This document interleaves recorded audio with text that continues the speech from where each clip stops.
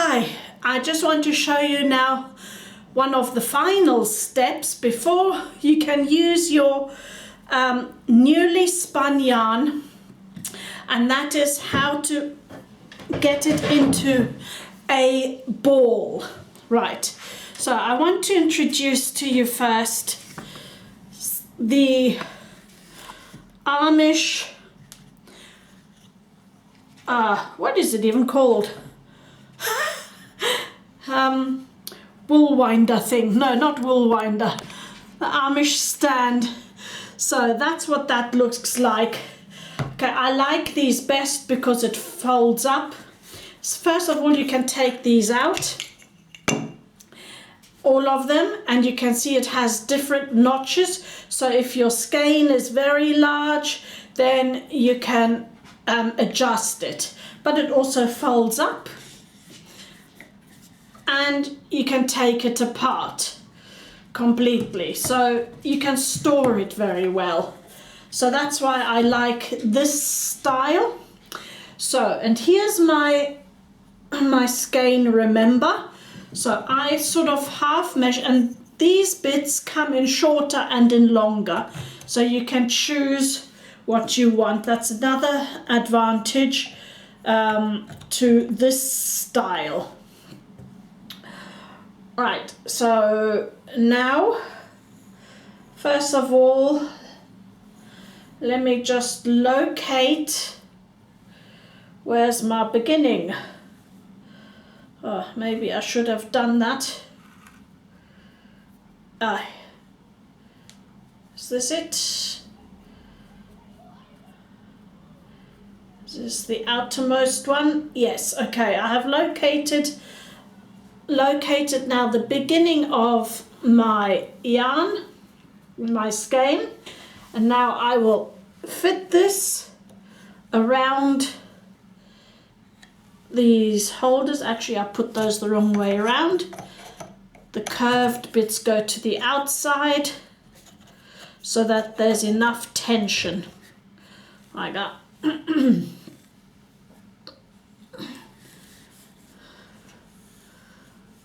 There we go. And yes, you can use your husband or your child if you want to for this. You don't have to have one of these, but I tell you, if you do a lot of this, they're going to soon be super fed up. So I've located my end here. I'm just going to lay that into the middle. And now I'm going to get rid of these ties.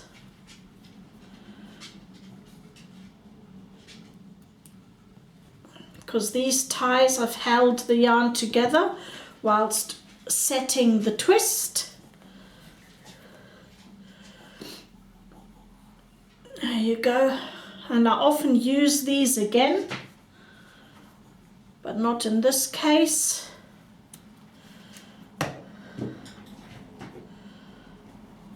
Right.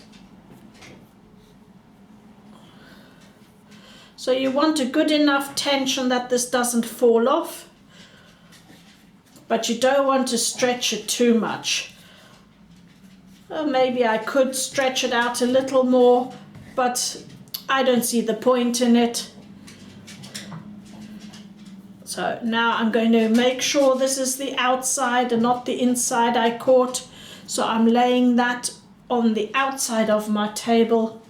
And the little boy wants to play with me. He's brought his ball. So if you can hear some scrapping, he's trying to entice me to play with the ball. Here we go. There we go.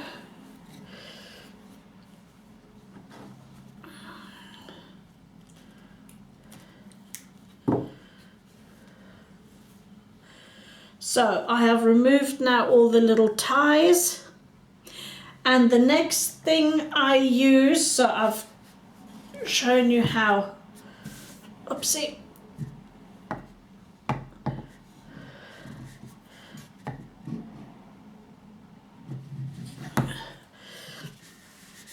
so I want to line this up to the next item I want to show you. Let me just turn this round, and that is this wool winder. This wool winder here. This is a super cheap one, and it works fabulously. It is called, let me see, it is actually called the Imperial Knit Master, and it's made in Japan.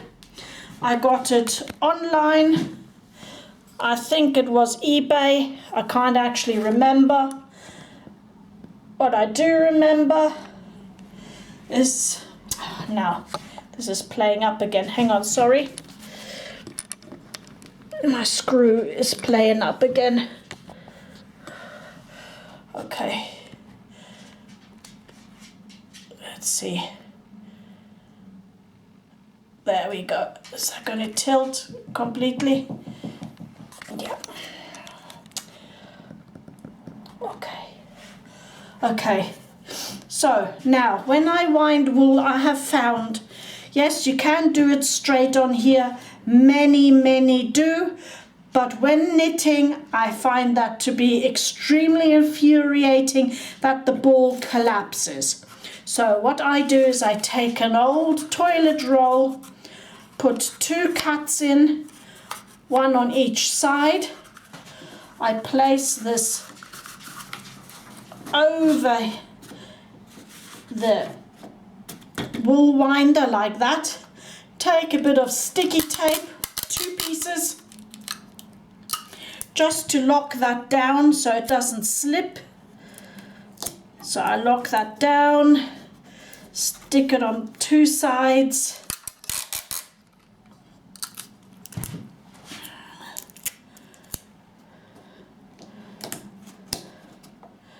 Like that, just so that it stays on here. Right, now I take my end from the wool winder, from this is the wool winder, that is the other thing. Put it through the little hook here, and now I hold the end down by one of those cuts I made in the toilet roll. Okay, and stuff it down the toilet roll. So now all you have to do is start turning.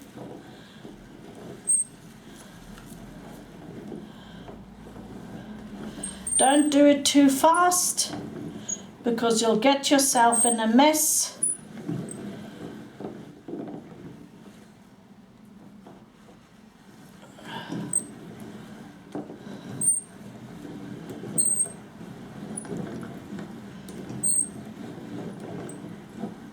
And you want a sort of a regular pace, and so that you can see. Now you've seen how this works and how this winds on nicely. I will try to get the whole picture in like that. So you got, oh Baxter, don't put your ball under my feet, darling. That's a trip hazard. Okay, let's try like that. So you'll see this moving at the same time. Let's go as far back as I can. Okay, there you go. So now you will see the action.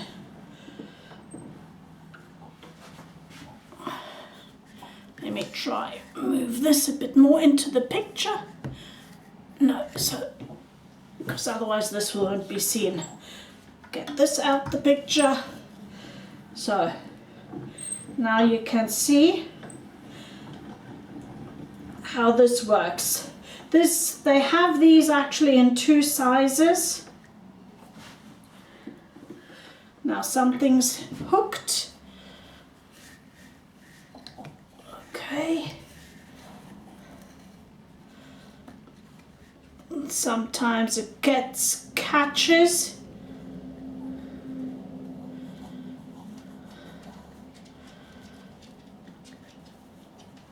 Okay, so I don't know why this is caught. This has gone underneath for some reason.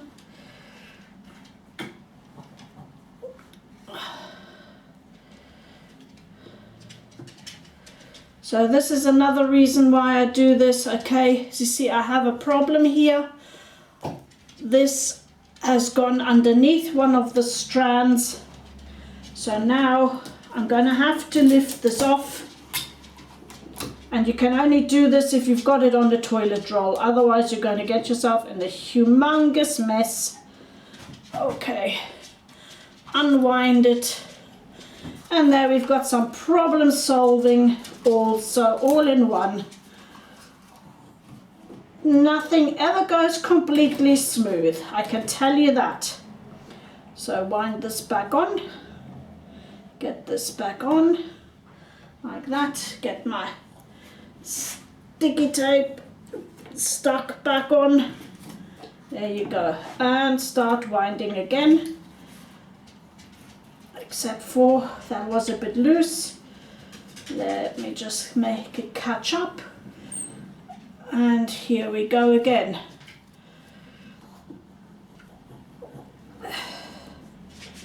So I don't know what's happened to the skein. Somehow it has got itself in a mess, so I'm going to have to do this a few times. It looks like something went wrong with the skein on the niddy noddy. Maybe I did that incorrectly on this one. Oops. But it's not a great deal if you've got the toilet roll. Just stick it back on again.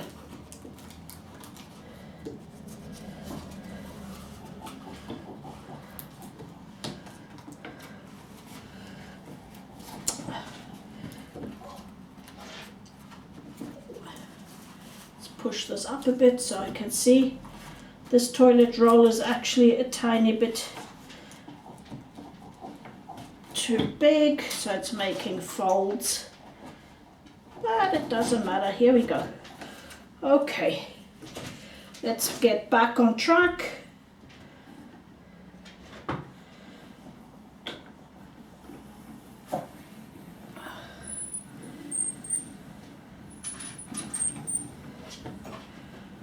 Looks like we're back on track. I'm hoping that was the last time that it went cockahoo.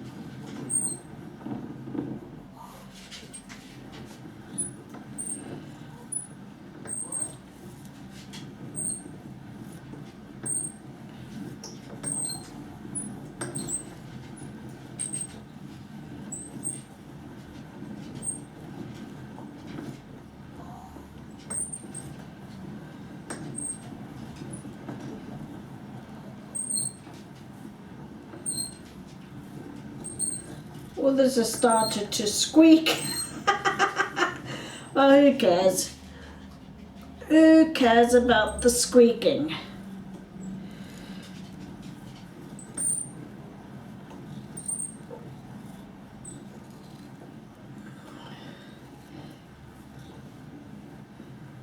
So this is getting quite large, and as you can see on the winder, I'll bring it a bit close, the camera closer again, so that you can see it from this side.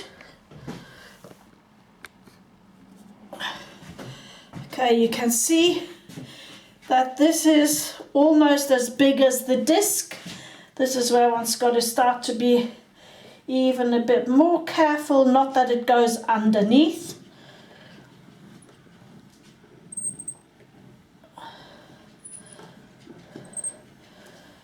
So I'm going at a slower pace and making sure that this doesn't go underneath.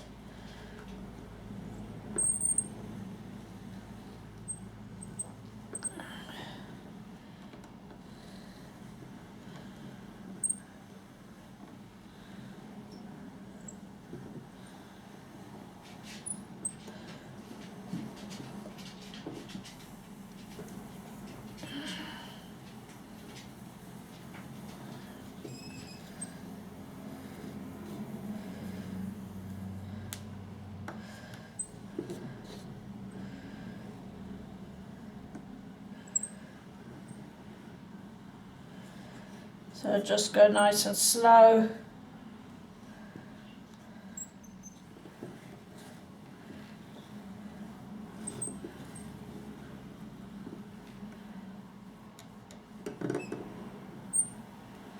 And it's still winding. But I have a lot more yarn to go, so I'm wondering how far I can actually push this.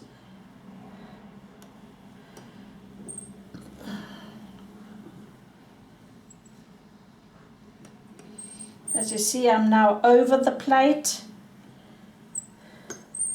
That's why I have my finger there.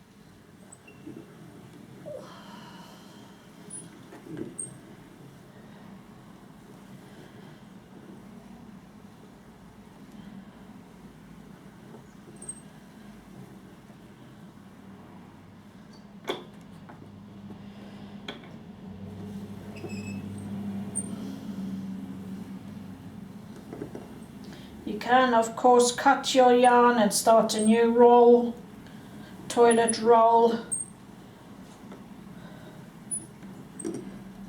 But I want to see how far I can push this.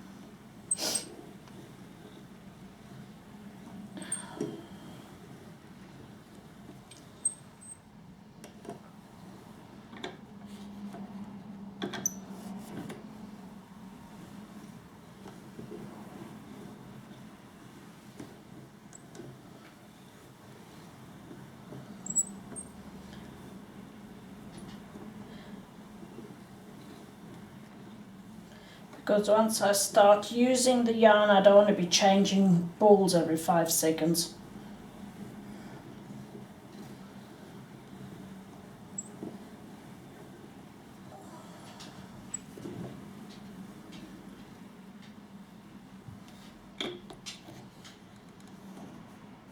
To make sure nothing has gone to the bottom, I check every now and then.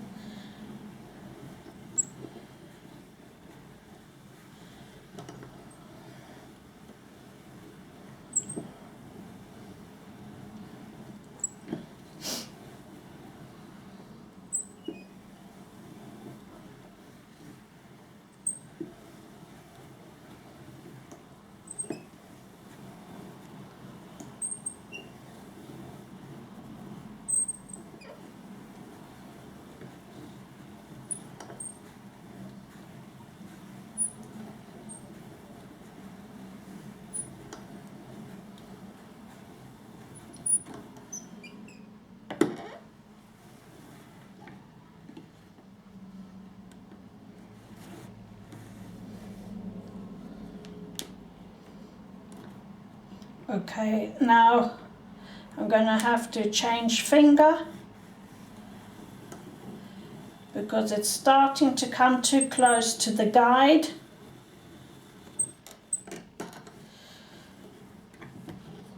Make sure it's not gone underneath. It has gone underneath. And we just rewind. Okay, there's one that went underneath. Let's wind that back. Okay, and start again.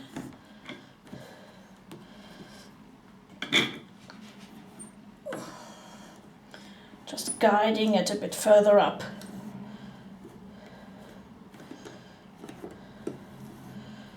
Okay. Okay, it's now got to the point where I have to take this out the guide,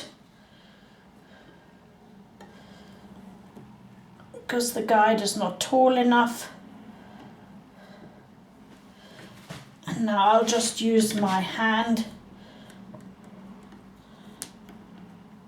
like so.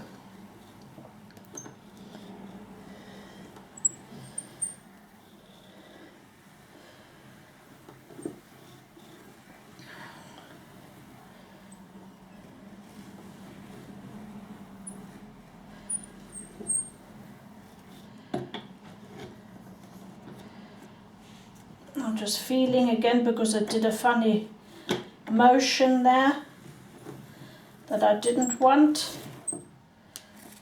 Okay, it's here up the top. That's where it's gone crazy. Okay, I think I've reached the limits of this. So what I'll do is I'll just hold it like this and try to do it on hand.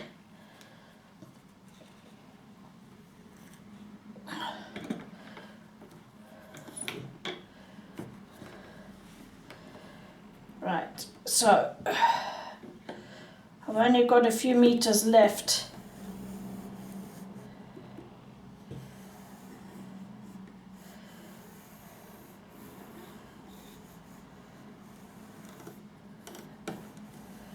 So I've got to do now a bottom and a top guide. Make sure it doesn't go too crazy.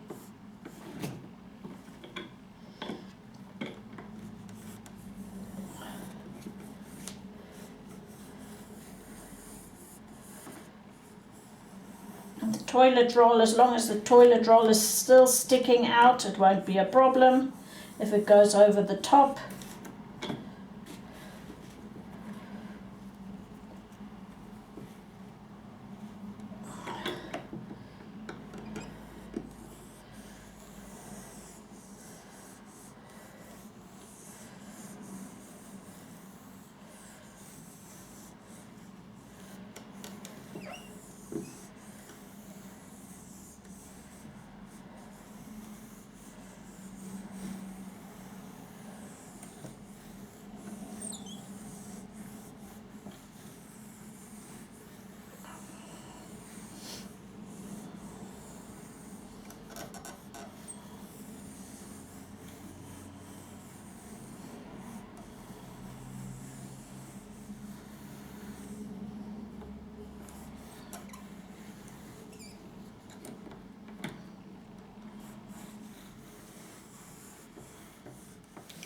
I hope you can still see that. It's getting dark outside.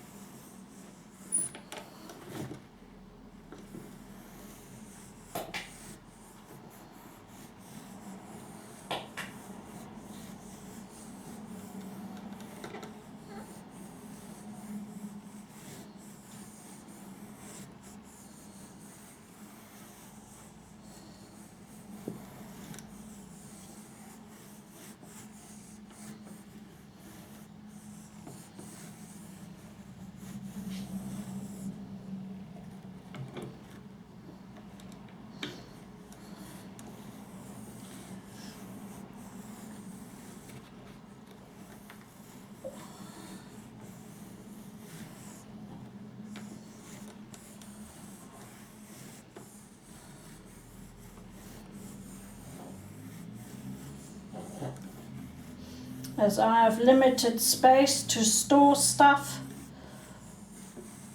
I need to make my yarn balls as big as possible.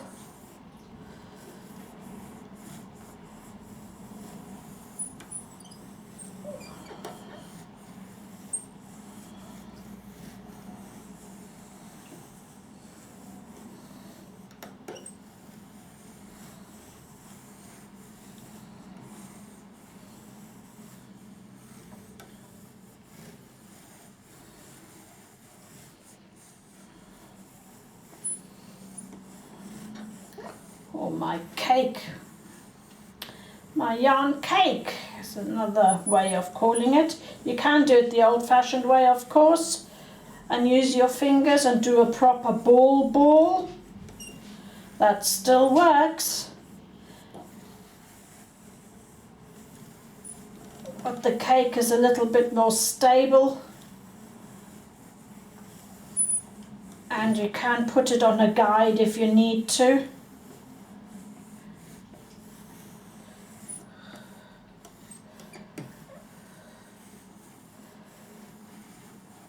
That's why I prefer a cake.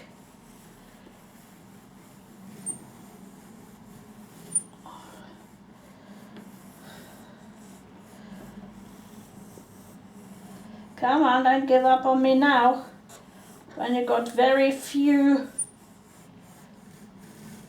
little left. Oops. Okay, it's gone a bit weird.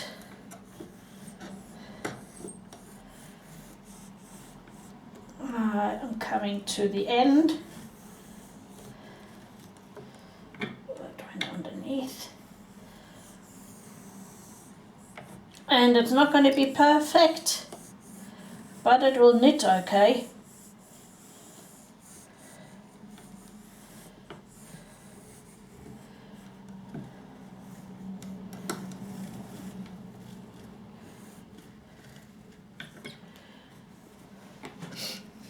So now I'm going to take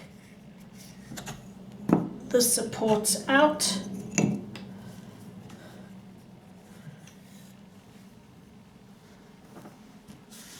Oops.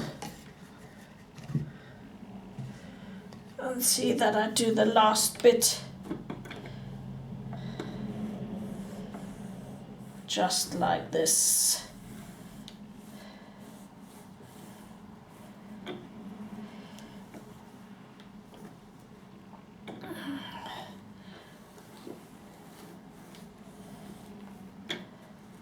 And that's because it had wound itself around one of the supports.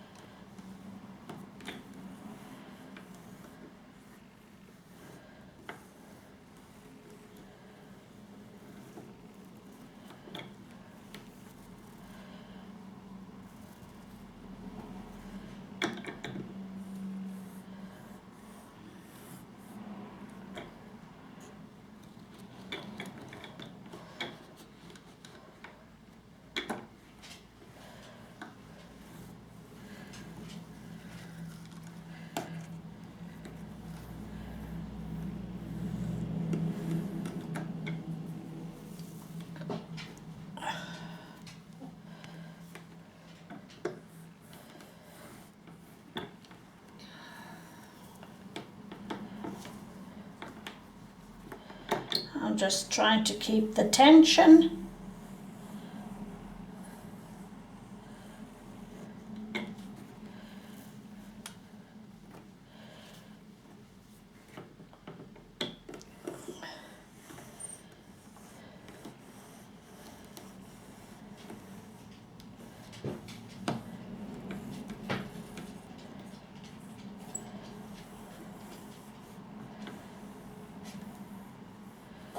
And here is the end.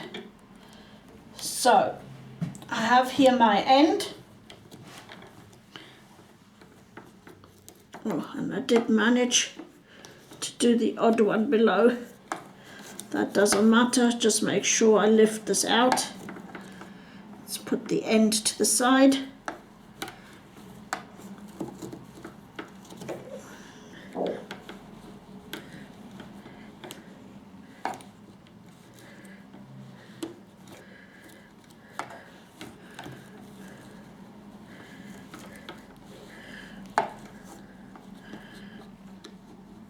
So just lift this out.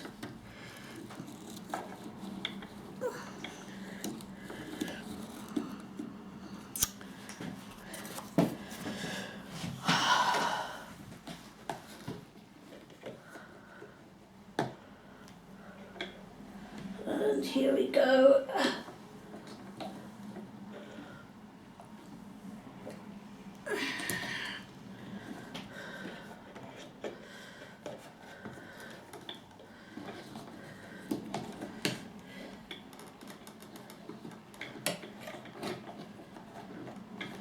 There's a little hook up in there.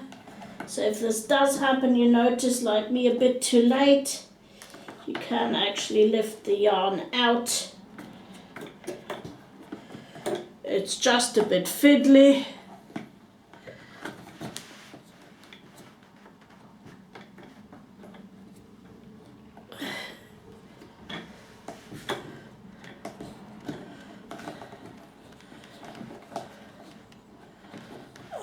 Best you need both sides of the loop.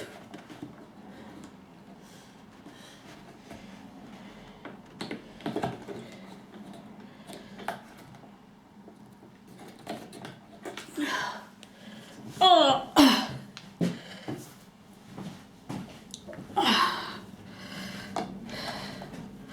I think there we go. Let's just lift that. There we go. There we go. Right, just tuck that loop back in there. Right, there you go. And this end,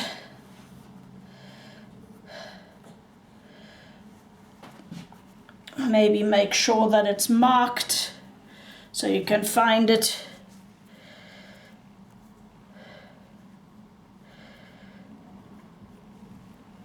Oops. Just tying a little piece of that string to it.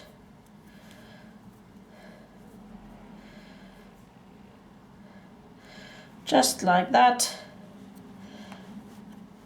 And also sticking that down one of those notches so that you know that's definitely your beginning. So there you are. That's how you can wind more than 200 yards onto one toilet roll.